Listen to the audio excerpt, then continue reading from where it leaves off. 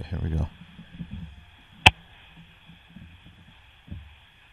Welcome back live, ladies and gentlemen. It's the Mythicist Milwaukee Show, casting the all-seeing eye of Horus on the secular movement every week. I'm your host, Rob Moore, the Deacon of Doubt. Back with me again, very proud to have the newly christened Imam of Incertitude. Say hi to Brian Edward. Hi, that's me. Congratulations, by the way, on your ascension to Imam of Incertitude. Was it a struggle? It was an online course. It took about 2 hours. Nice, man. Did it cost you any money? No, I might have used the wrong credit card. Every week we bring you exciting guests from the secular world, and we do so here from the Grand Avenue Mall location in the Bucket Works facility upstairs from TJ Maxx. Come on by. We have business meetings afterwards where we discuss the future of the local secular movement and more. Be a part of what we do. Give generously to our Patreon page. Please patronize our Patreon page. Fill it up with pennies, plump with pennies. If you like what we do, it's a way to support. You can pledge as little as you want or as much as you can by the week or by the show. It works out. Look for the link at mythicistmilwaukee.com. Also, keep in mind that the membership is available to folk, and you get a lot of great benefits from that, including discounts to all the shows and conferences that we do. The debate's coming next year featuring Robert Price and Bart Ehrman, as well as Richard Carrier and Justin Bass. Big names coming next year as we march forward here in the local scene. Today, we revisit a favorite topic of ours, Brian. We've had how many guests by your count now? At least three. At least three, but maybe more. I think 4 or 5 times we've talked about the Yazidi, and it's always heartbreaking. It's always a favorite topic of ours because we're about nothing if not freedom of religion, true freedom of religion, and the fight against fundamentalism, really. And the Yazidi, just a fascinating culture that dates back before any of the Abrahamic religions, which hold sway now in the Western world. A fascinating religion, a fascinating mythology, and a people who are really in a deep, deep struggle at the hands of the Islamic states and fundamentalism in northern Iraq. So we're proud to welcome today the first female guest. We're really going to be happy to have a different perspective on the whole scene. Please welcome all the way from Lincoln, Nebraska, Gulie Khalaf. You there, Julie? Yes. Hello. Hey, thank you for having us. No, thanks for joining us. It's we hear the story and it breaks our hearts. Tell us what it's like to be on the inside of the whole thing. What's your story? It's really hard because it's not just like a horror story just going over there on the other side of atmosphere. We are very much affected by it here in America because it's family members who are calling us, talking about how the situation is getting worse. It's friends over here who have stopped their weddings, have stopped celebrations because the pain is too much over there. The story after story, it's just heartbreaking. So how many Yazidi do you have there in Lincoln? We are a community of about 1,000, the largest community of Yezidis in the United States, and hopefully things will change, and hopefully we will have more coming here. What's going on with that? Is there any sort of refugee effort? Are there people, or is it up to families to kind of get their own people out? Or is there any escape for the folk who are stuck on the mountain right now, or what's up with that? Yazidis, when they came to the United States, there was 2 waves. There was the first wave who came about 18 years ago because of the Gulf War, who became refugees in Syria and then ended up coming to the United States. And then another wave came to America because they were serving as translators for the U.S. Army. Most of the translators inside Iraq for the U.S. Army were Yazidis. And after the United States got out of Iraq, those people who were affiliated with U.S. Army were endangered, and so the United States felt obligated to protect them. In the past 4 or 5 years, at least 500 new Yazidis have made it into the United States because of that. Right. Now, bring us back on the history. I think the first, when this really reached its zenith was in like August of 2014, where ISIS had kind of pinned a lot of Yazidis up on the Sinjar Mountains. So the U.S. launched a relief effort to kind of at least put that situation into balance to avoid complete disaster. So where does it stand from here? Your voice is completely cutting off. I am not hearing anything. You didn't hear Brian? The voice is cutting off. I am not able to hear anything. Hang on a second. He'll repeat his question. Hi, I'm backup microphone here. So bring us forward on the time frame here. So it reached its zenith in 2014 when ISIS had kind of pinned a number of Yezidis up at the Sinjar mountain. And the U.S. Launched a relief effort to kind of to avoid complete disaster, deliver supplies, and evacuate a number of Yazidis. Where does it stand now, more than a year later? United States, we were grateful to United States and what it had done for the Yazidis. If United States had not intervened during that siege of Mount Sinjar, United States Yazidis would have been no more. So we were grateful when United States went and did an airstrike there and did a drop of food and water and so on for the Yazidis who had been stuck on Mount Sinjar for nearly a week. But ever since, there has not really been any other effort to try to help the Yazidis.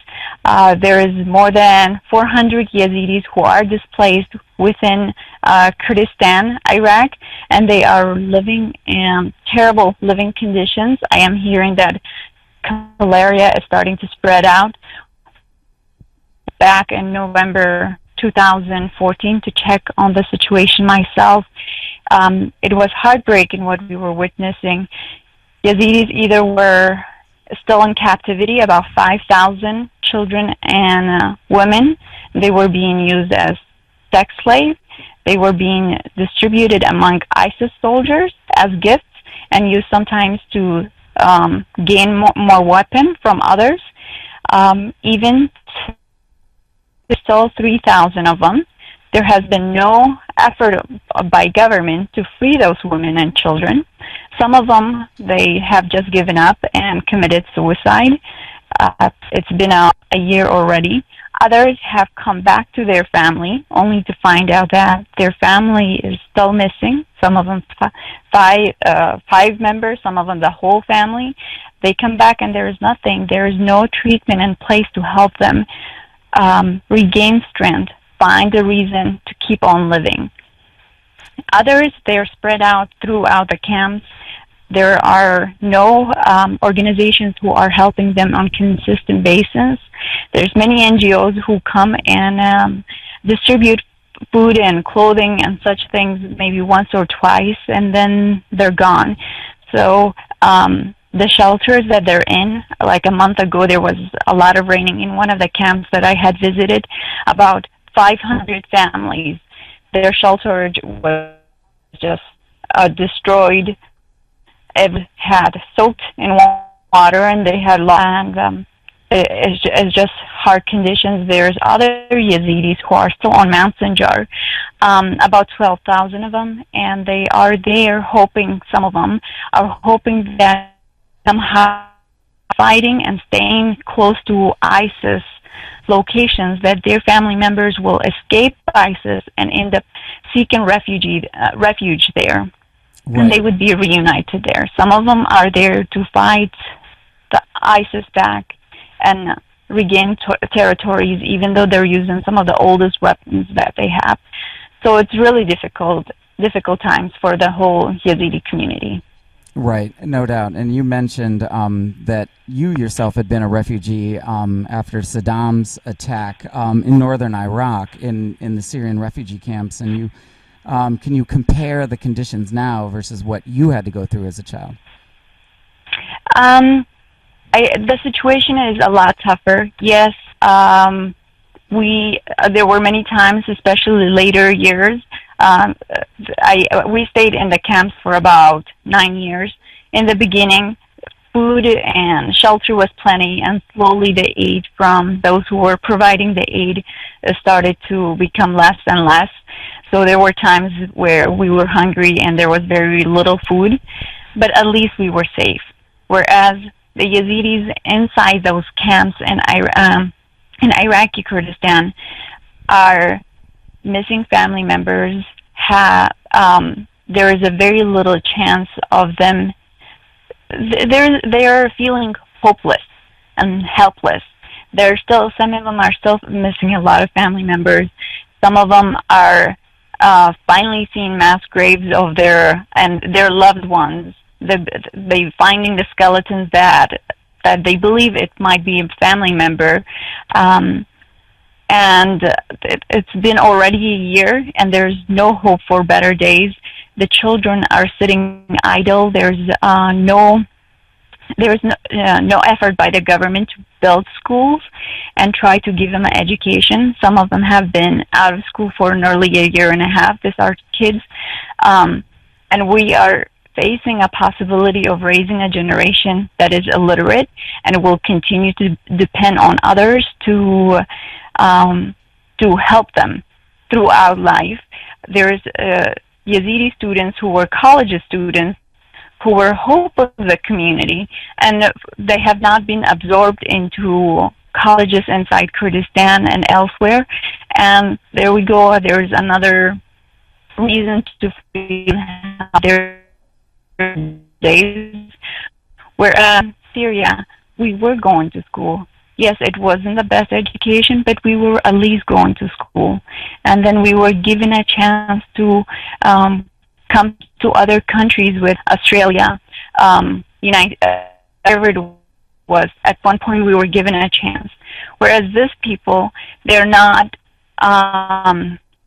lost everything, including their IDs, and I am constantly being told that if the woman tries to get her ID, Iraq, that they have made it really difficult for them to get their chance to leave the country to widows, and they tell them you have to have your husband's ID or husband with you, and they are doing everything to make it difficult for them to get it out of the country and leave the scene of their massacre, this terrible life behind. It has been war after war, government after government, and it constantly has failed to protect them.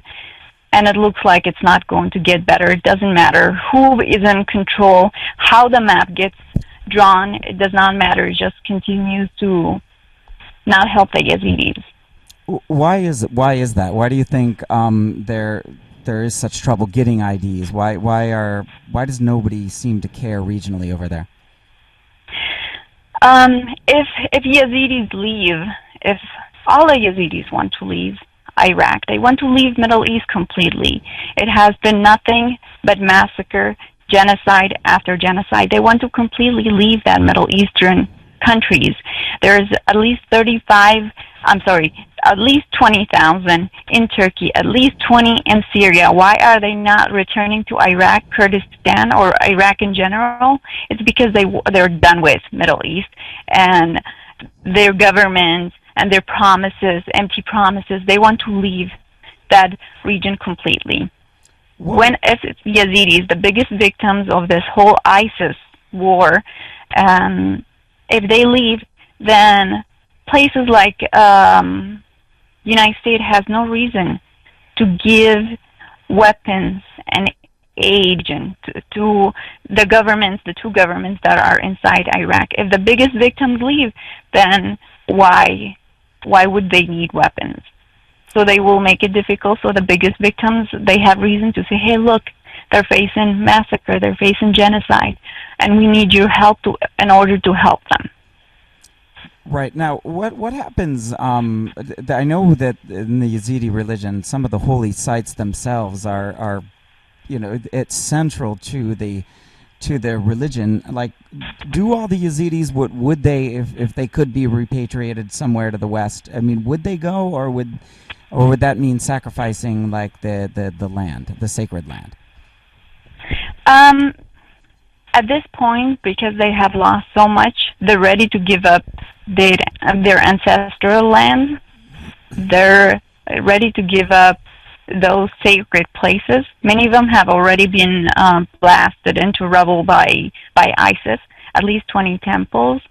There is one central one, Lalish, and many of them, especially the older ones, do not want to leave those lands, but most of the Yazidi population want to leave. And if it means another massacre soon, another genocide, then what are they going to do with those holy places? Places like Armenia, which has 40,000 Yazidis, have recently built few temples. So they could always try to build those places elsewhere. I believe in Georgia, they have also recently built a temple. So we could always try to build those sacred sites here. With Lalish, they could even take that and move it elsewhere. That's the Yazidis' holiest site. But if it means being closer to your ancestral land means your sister is going to be taken and raped, your child is going to be converted and shown how to kill others, then we can leave a sacred site. We don't need those. This is shocking to me and big news. I think this is a different perspective than we've heard before. I think a lot of the other guests have sort of maintained that it's. I'm sorry, the line got completely cut off. Oh, that's all right. That's all right. I'm saying that's a new perspective. The fact that you're willing to you think most Yazidi are willing to give up, and it's a pragmatic response. If you're not going to survive, why would you stay?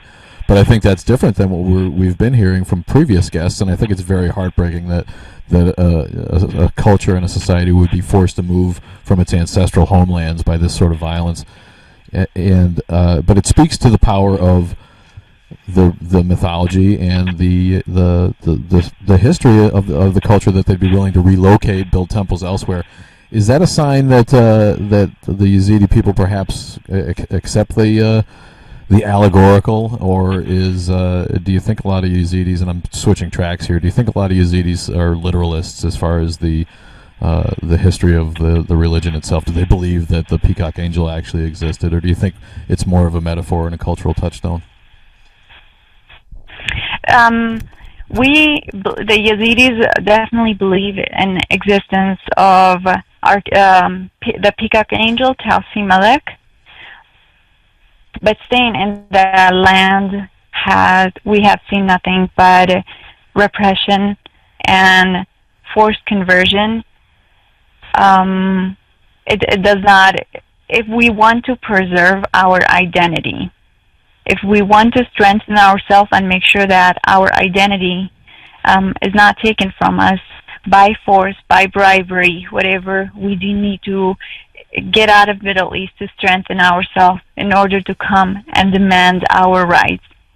Because even right now, there is a push for us to assimilate, to claim identities that we don't feel comfortable with. During Saddam's time, Yazidis' land, Yazidis' towns and villages were bulldozed, and all the Yazidis were taken and put into collective villages where they could be monitored better, and they were given titles as Arabs. They were called Arabs so that our land could be claimed as Arab land. And similar efforts have been taking place recently. I cannot speak too much of it, but there is a push for us to be called other identity, not Yazidis, not as an ethnicity and as a religion. And when you claim that as an ethnicity you're a Yazidi and as a religion you're a Yazidi, then your chances of prospering in that part of the world is really hard. There has been groups, organizations who have tried to help the Yazidis and preserve the culture and the religion, and they have been shut down because of this effort. So the Yazidis are fighting more than just the fundamentalist ISIS, who are essentially terrorists and trying to kill them. But there's also the moderates that are trying to just assimilate them and get rid of this as well. Is that what you're saying? Definitely. Back in 2007, there was few trucks who just were blown up in the middle of the Yazidi villages. They were under the disguise of a group of people coming and trying to help Yazidis by giving out food, but then they were just they were against Yazidis, and many Yazidis will tell you, those of the Yazidi who are in diaspora will tell you that they were so many times discriminated against. They will tell, if they have a chance, even the Yazidis that I interview from Iraq will tell you that many times their jobs were given to another Muslim person because they were Yazidis. Right. They have gone to hotels to get a place to stay for the night. Their IDs clearly states what religion they are, and they have been discriminated against. Many people that I've interviewed say that they're not able to go to school, they're not able to find a job, or whatever it is because of this religion. And if you try to be affiliated with certain political party that pushes certain identity on you, your chances of prospering in that region is a lot better. I remember when in Syria there was a Yazidi family. We were discriminated against as Yazidis. We were not considered citizens even if for generations we had lived there because we were not Muslim and because we were Yazidis. And they did similarly to the Kurds, but mostly to the Yazidis. They were not able to hold businesses and so on, but this family tried to, on their ID, to claim that they were Muslims, and it was one of the very few families who could own a business there. So there's a lot of push from moderates, from every kind, to make you let go of your religion and identity. Yeah, you'd mentioned that, so it sounds like not much has changed since the 1990s. You had mentioned that, you were kind of a smart, nerdy kid and going to school in the camps that you were in, but since you were Yazidi, you guys refused to take the Quran class, and therefore you were docked on grades. Exactly, yeah. That was happening in Syria, and it happens just throughout that whole region. That's incredible. Almost a Borg-like assimilation process. Resistance is futile. They're going to take what they can and force you to be a part of their society, and really, really heartbreaking. You say that no one's doing anything, but you are, Julie. Why don't you tell us where people can go to help and want to bang away at your charity organizations, Yezidi International? Go ahead and tell us what you got going on. We have formed an organization just because when many of us visited Iraq to check on the situation there, it looked helpless.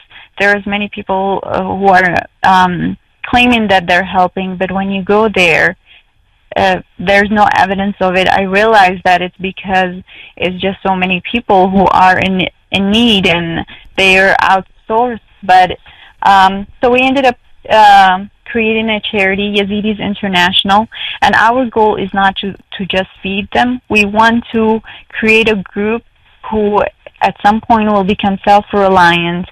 We want to empower them, and this is done through education for the little kids.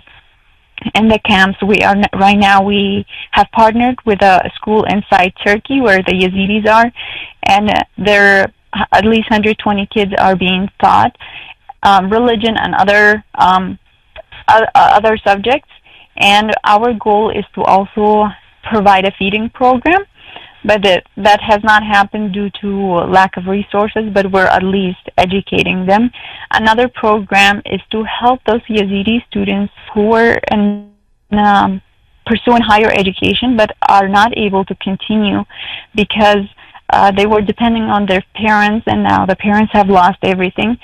So there are some that we have started with Yazidi students in India and have provided few scholarships to them. We're also doing our best to make sure that we preserve the culture and the religion, and we educate the public. Many people are hesitant to help the Yazidis because they're thinking, oh, you're this religion or that religion. There's so much misinformation about them, such as labels that have previously been put on them, like devil worshippers. And our job is try to raise awareness and educate them through our website and through articles and media appearances. Anybody who is willing to help could go to our website, www.yezidisinternational.org. Yazidi spelled with Yezidis.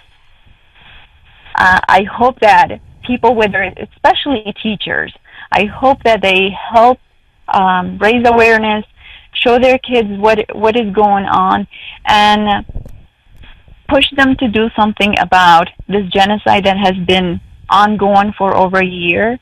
We have been working on getting House Legislation 1568 passed, which says give priority to Christians and Yazidis and other minority groups inside Middle East who have been the biggest target for ISIS. Give them a priority. If you're going to bring anything in the United States, make those groups a priority. So the teachers out there, teach them about these kind of genocides, but not just teach them, show them how to be actively helping. We learn about the Holocaust, the Rwanda genocide, the Sudan genocide, but what is the point if when we see signs of genocide and we just sit as spectators? Educate them and show them how to be actively helping.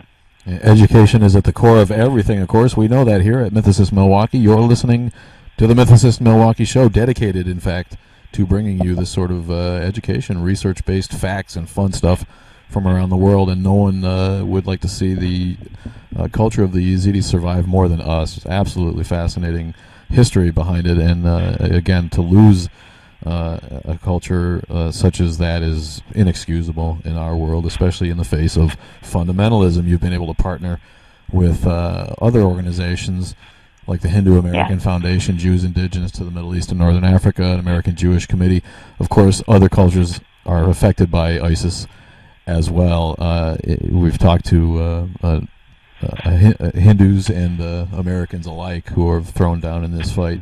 And we just really want to reiterate to people, do what they can. Go to Yezidisinternational.org and do what you can. I want to remind everybody to like us on YouTube, subscribe, and enjoy the Holy Shit series that we are producing with King's Tower Productions. And looking forward to Batman and Jesus coming in the near future.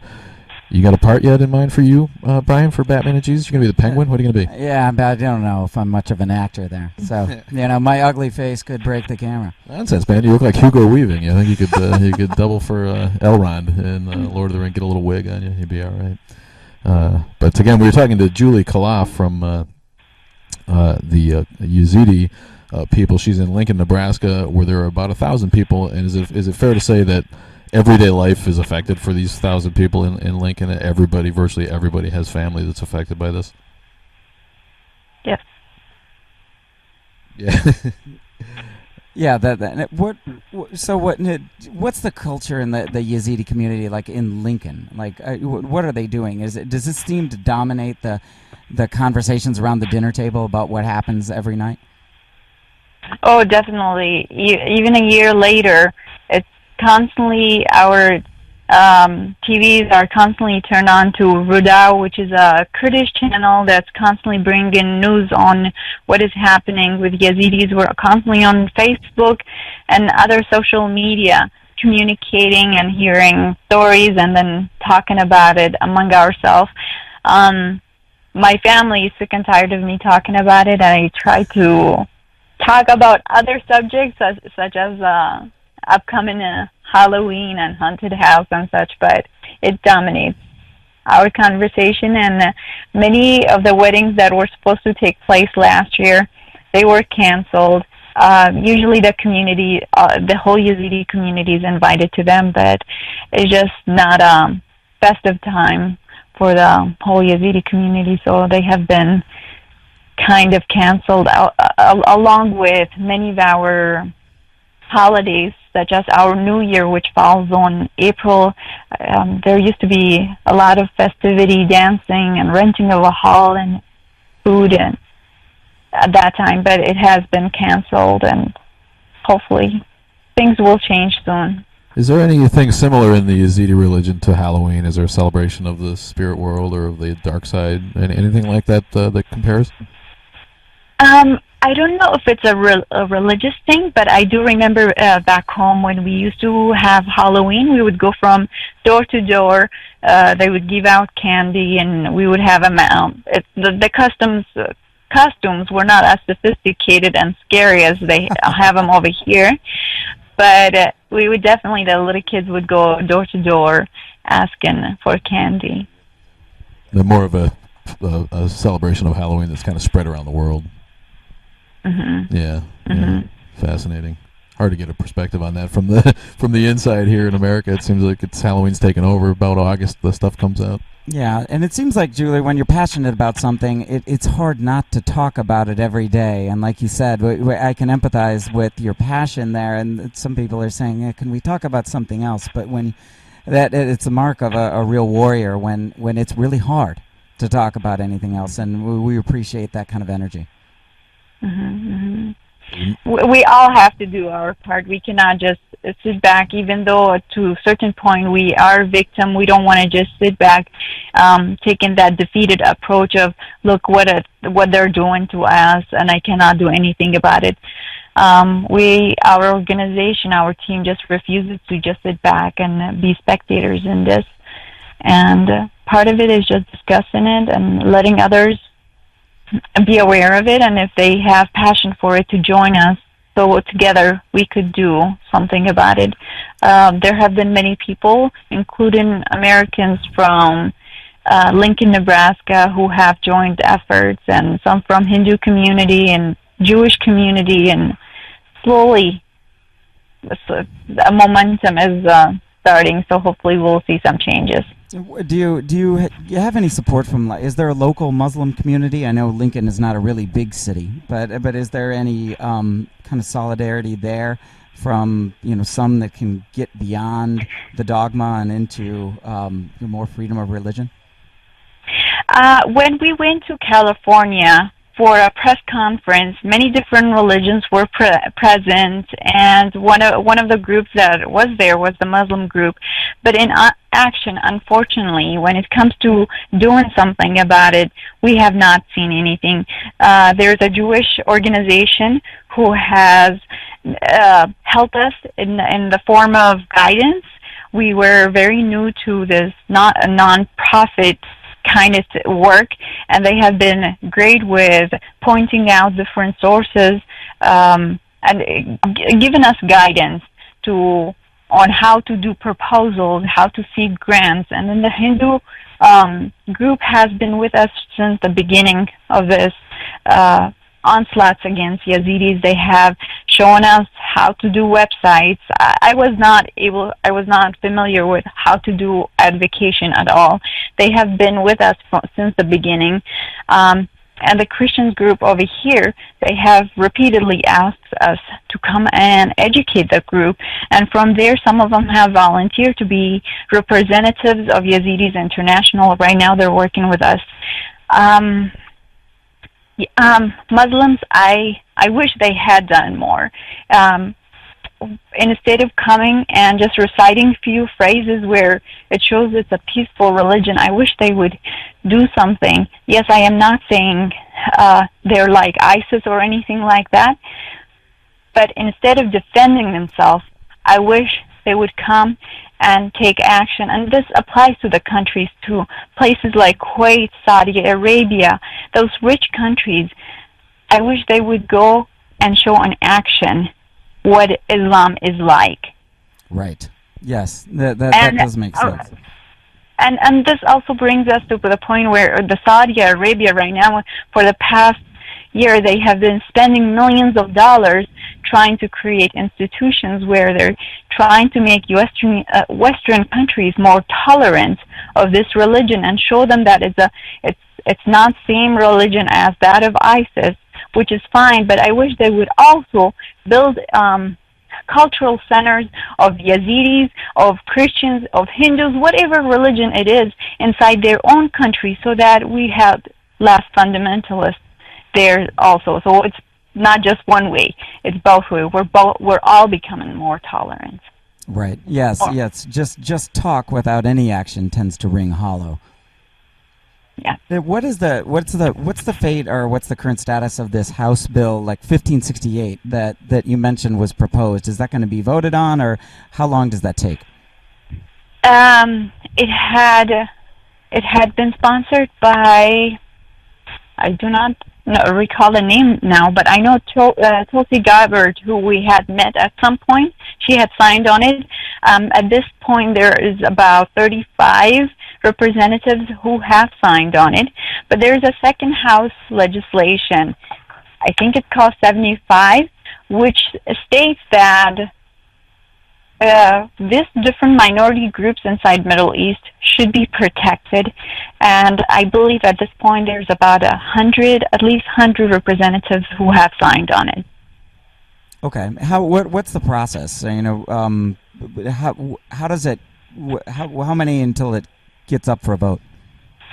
I'm not really sure, but I know that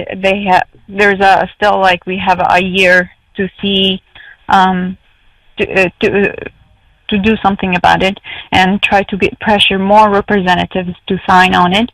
Many people have been showing us letters that they have sent to their representatives, and we have made it so easy on our website. It's just a paragraph, copy-pasted.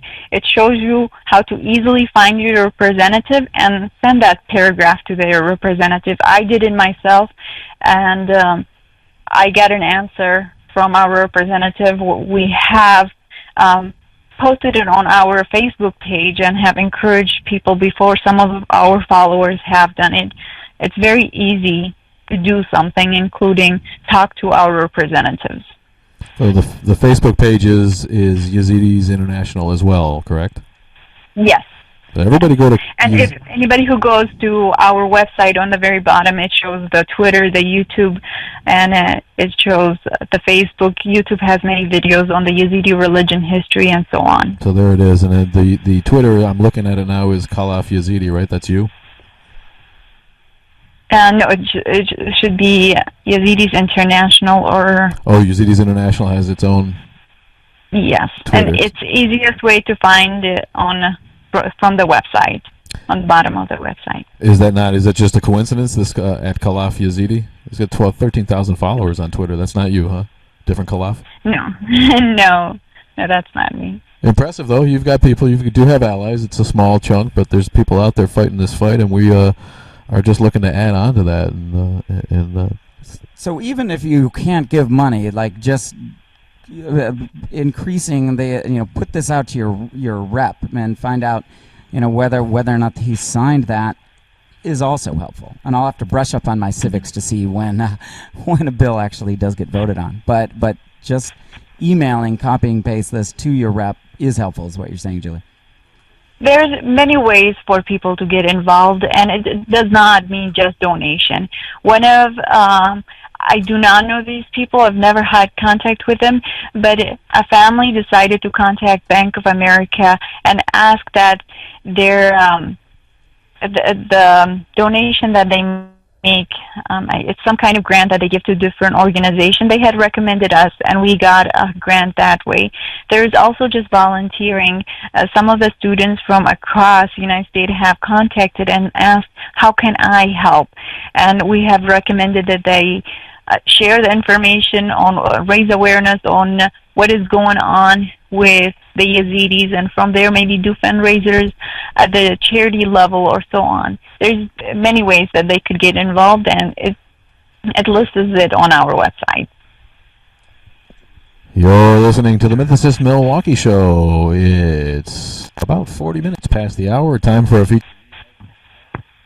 Myth of the day. Here is the Mythmeister himself, Antonio, with Myth of the Day. Take it away, Antonio. Thank you. Today, Myth of the Day. Ascending into heaven was the common way in Middle Eastern sects. I explained how their leaders obtained the religious laws they taught. Muhammad's night journey was not an original mythical story, nor was it the first one told. Here are an example of a Middle Eastern messenger journey to heaven accompanied by an angel in order to bring the religion down. from the supreme ruler. Yima, a mythological Persian figure who represented the sun, was visited by the angel who accompanied Yima to heaven. Yima was subsequent to spread the religion on earth. In Islam, Muhammad was visited by the angel Gabriel who accompanied him to heaven. Allah gave Muhammad the rules of the religion in order to spread them to the people. Also, Elijah, in Hebrew, this prophet of ancient Israel, performed numerous miracles. He alone among all the prophets was carried from earth to heaven in a fiery chariot. And another interesting parallel of visiting heaven on a horse, this is found within the Islamic tradition. Al-Barak is a mythological horse described as a creature from the seven heavens which transported prophets. The most commonly told story is how in the 7th century Al-Barak carried the Islamic prophet Muhammad from Mecca to Jerusalem and back during the night journey. Meet the ancient Arabian god Hubal. Hubal was an ancient Arabian moon god that was worshipped in pre-Islamic Arabia, modern-day Saudi Arabia. Interestingly, this was also at the Kaaba in Mecca prior to Allah. Hubal was represented the strongest deity that led all the other 360 gods and goddesses that had idols in the Kaaba in Arabian mythology.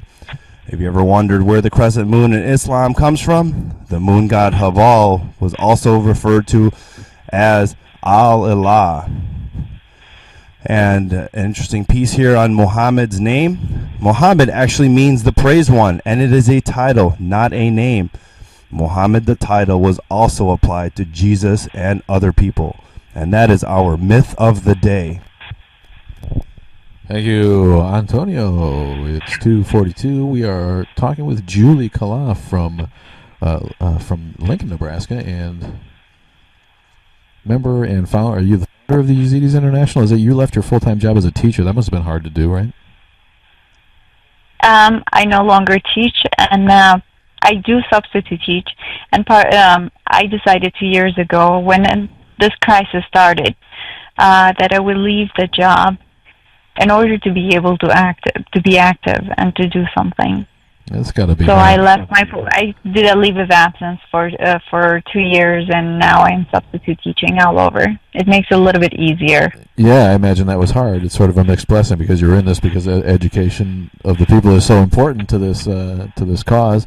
But at the same time, here you had to leave your actual educating of the youngsters, where you could be helping them. So bravo to you, and that had to be tough. Don't you think education is at the bottom of everything? Because if these kids aren't taught their own background, their own culture, it just leaves them. Not only does the culture get lost, but those minds are much more easily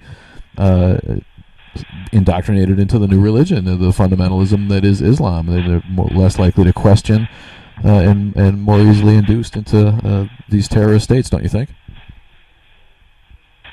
I'm sorry, I didn't hear the full question. Don't you think the lack of education not only destroys the culture's chances for survival, but it also leaves these young minds open to being indoctrinated into the Islamic fundamentalism that is being attempted to replace it?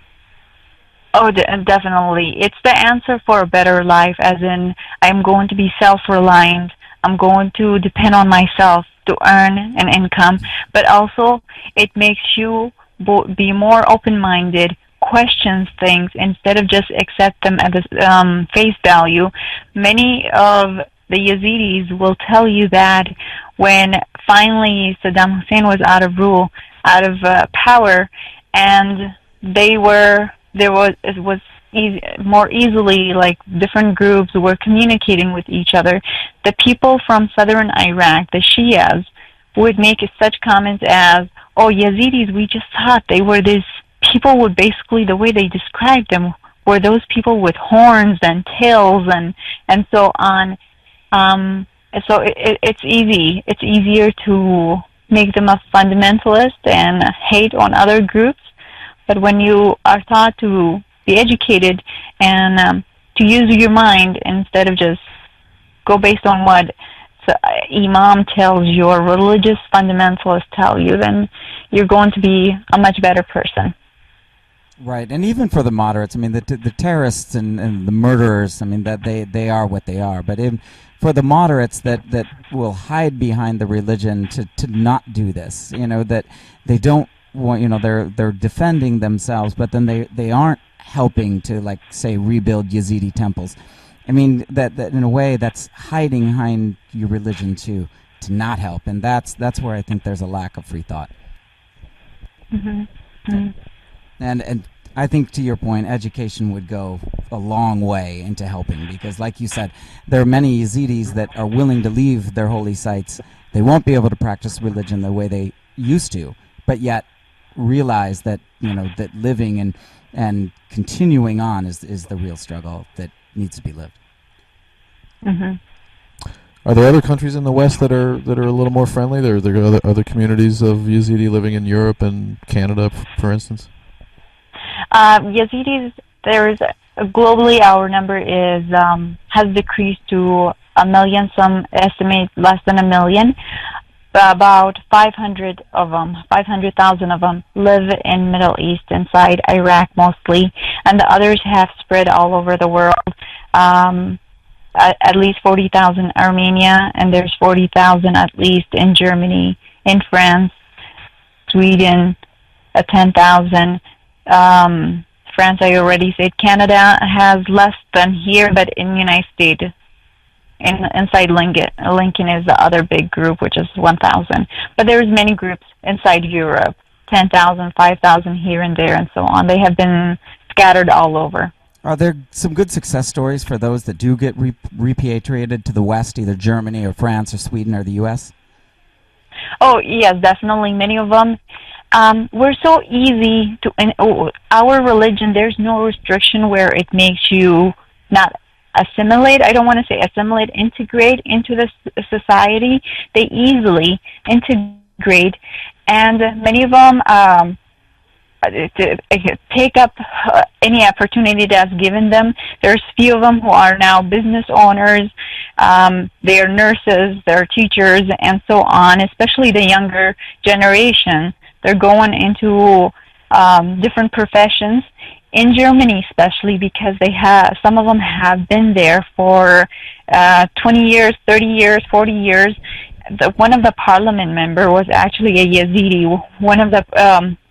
She was part of the European Union, and now that young lady has become a parliament member inside a Turkish government. So many of them are business owners, and they're very successful in the region that they're in.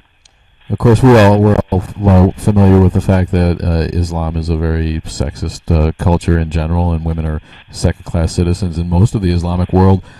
Tell us about the Yazidi religion and women. Is it more respectful, or tell us about your point of view as a woman about the female in Yazidi culture in general? Any group of people who have been in certain society is going to have influences, whether they're doing it consciously or unconsciously. So if you go to Middle East where Yazidis are, historically they had not participated in, say, army and things like that, just because we were surrounded by a culture and people who were in government who kind of looked down on that. They were very conservative, but once they come to Western countries, they take up the roles that any Western person is going to take up. At this moment, many of the Yazidi women in Iraq are joining the army. Many of them are holding positions that are for men.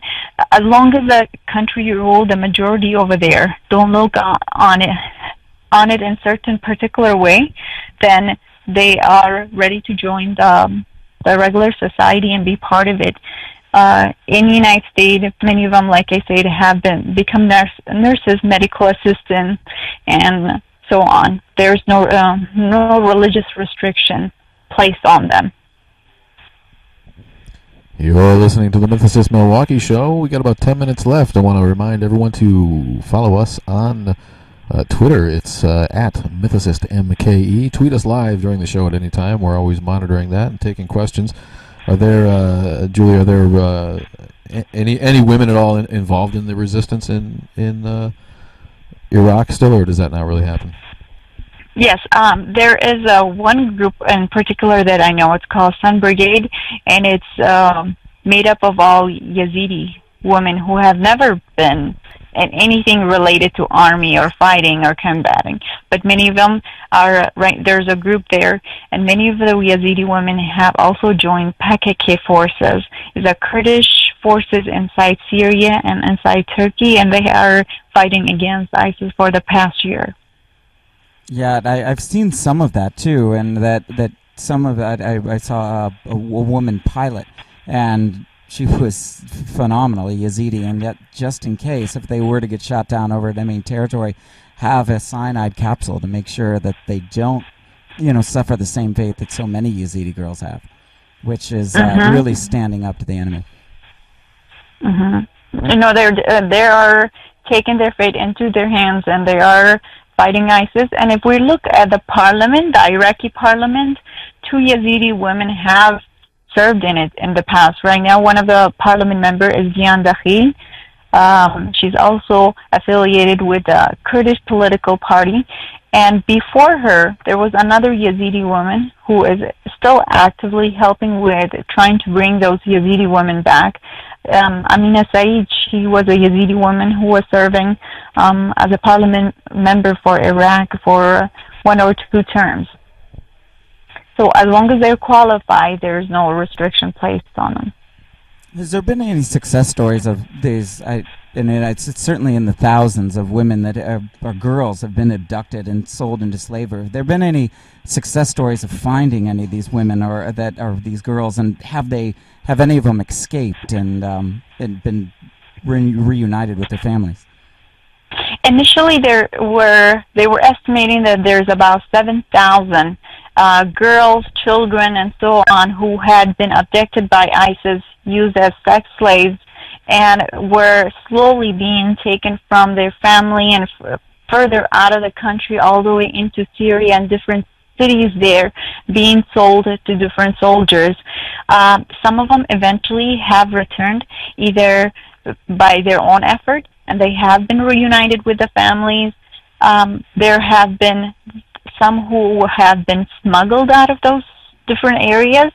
One of the people who is actually associated with our organization is also working with Steve Maman. He has been known as Jewish Schindler. He has been working for the past 4 or 5 months trying to free many of those women.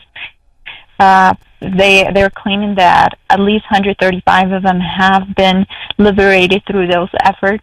And I know the person that we work closely with, who is also on this liberation rescue effort, has verified that since he has joined, there has been at least 15 or 20 women who have been liberated. There's videos, and they're reuniting with their families.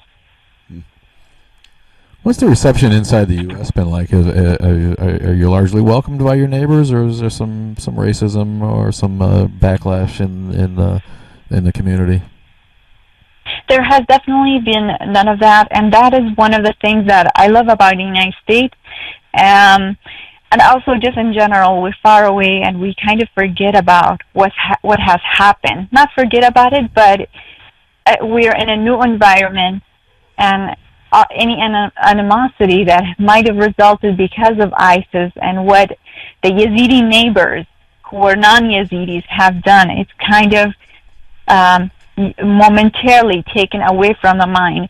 We easily talk to others, have them as friends, and we have definitely, there has been no cases of where there's hostility shown just because of what's going on back home. Many of the Yazidis who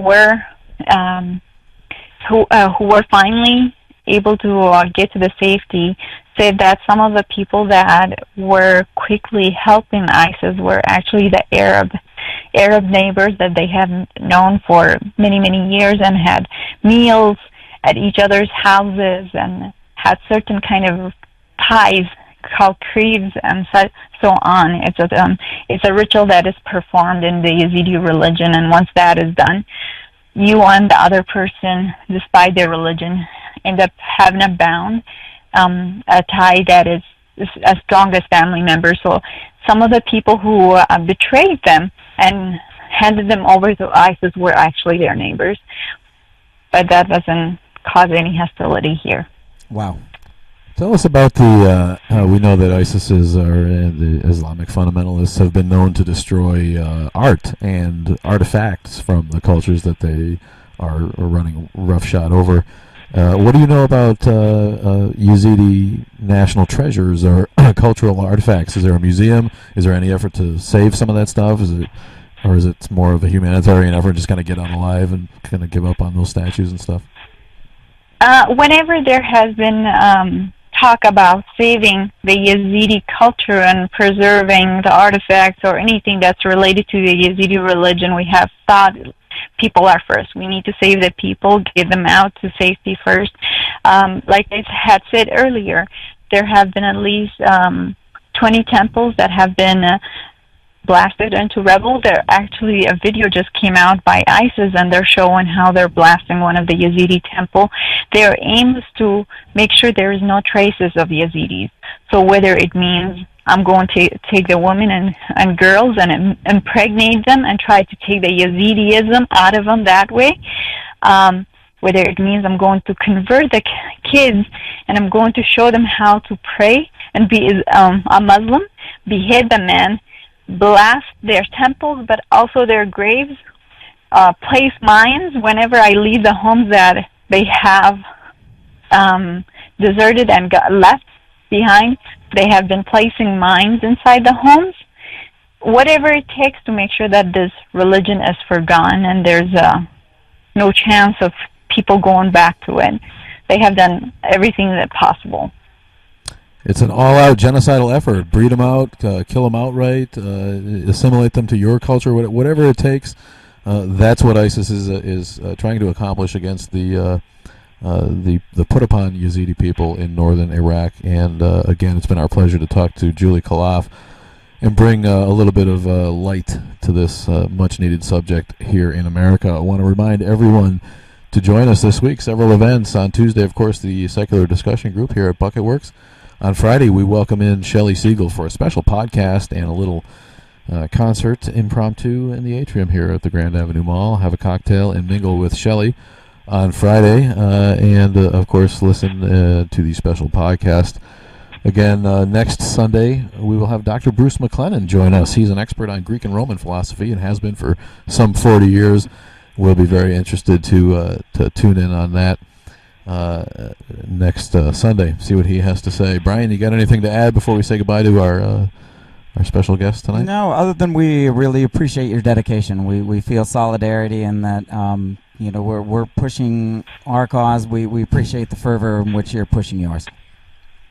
Thank you so much for having me, and I do appreciate your effort, both of you, for doing what you can and this way trying to help raise awareness in your own way and giving a chance to bring this issue back to light and letting more people know, be aware of it. You got it, and it's Gulie Khalaf from Yezidis International.org. Go to www.yezidisinternational.org. Support the cause and do what you can today, please. Thanks again for joining us, Gulie, and we will talk to you later. Thank you, Bill. Okay, bye-bye. Bye-bye. Thanks. Good show today, my friend. Go ahead and click it off, and we will join each other on Friday again.